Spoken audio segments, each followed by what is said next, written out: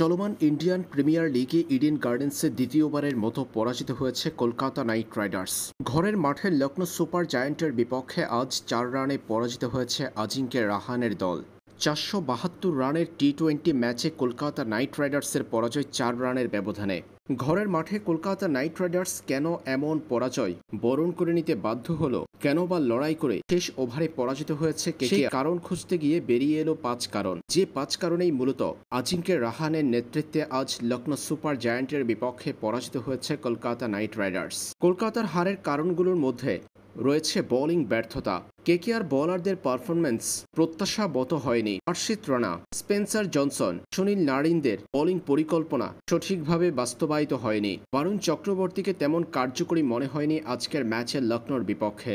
Lucknow top order ব্যাটারদের আগ্রাসী ব্যাটিংয়ে ম্যাচ শুরু থেকে চাপে ফেলেছে কলকাতার বোলাররা যে আজ ব্যর্থ হয়েছেন সেটা সুস্পষ্ট প্রমাণ নিকোলাস পুরানের ৩৬ বলে ৮৭ আর মিচেল মার্শের ৪৮ বলে ৮১ রানের দিকে তাকালে এই পার্টনারশিপ থেকে লখনৌ পেয়েছে ৭১ রান, যেখানে কলকাতার বোলাররা ওভার প্রতি দিয়েছে ১৪ রান করে।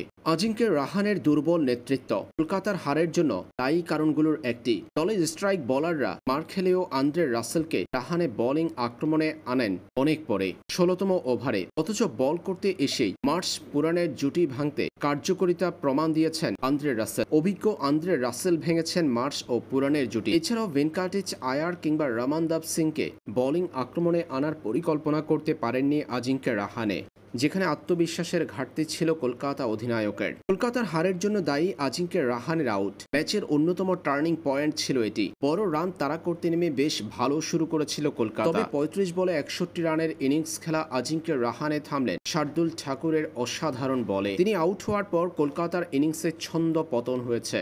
এছাড়াও কলকাতার হারের জন্য দায়ী মিডল অর্ডার ব্যাটারদের ব্যর্থতা। রান তাড়া করার সময় ওপেনিং পজিশনে নারিন রাহানে দারুণ ব্যাটিং করেছেন। শুরুটা দুর্দান্ত হলেও মিডল অর্ডার ব্যাটাররা নিজেদের সেভাবে মেলে ধরতে পারেননি। বিশেষ করে আন্দ্রে রাসেলের ৭ রানে আউট হওয়া কলকাতাকে শেষের দিকে ম্যাচ থেকে ছিটকে দিয়েছে। মিডল অর্ডার ব্যাটারদের ব্যর্থতা শেষ অংশে রিঙ্কু সিং এর ১৫ বলে ৩৮ রানের অপরাজিত ইনিংসটা কার্যকরী হতে পারেনি। কলকাতার হারের জন্য শেষ কারণটা হলো যেহেতুবারে লখনৌর দুর্দান্ত বোলিং। ইনিংসে ১৬, ১৭ ও ১৮তম ওভারে দারুণ বল করেছে লখনৌ সুপার জায়ান্টের বোলাররা।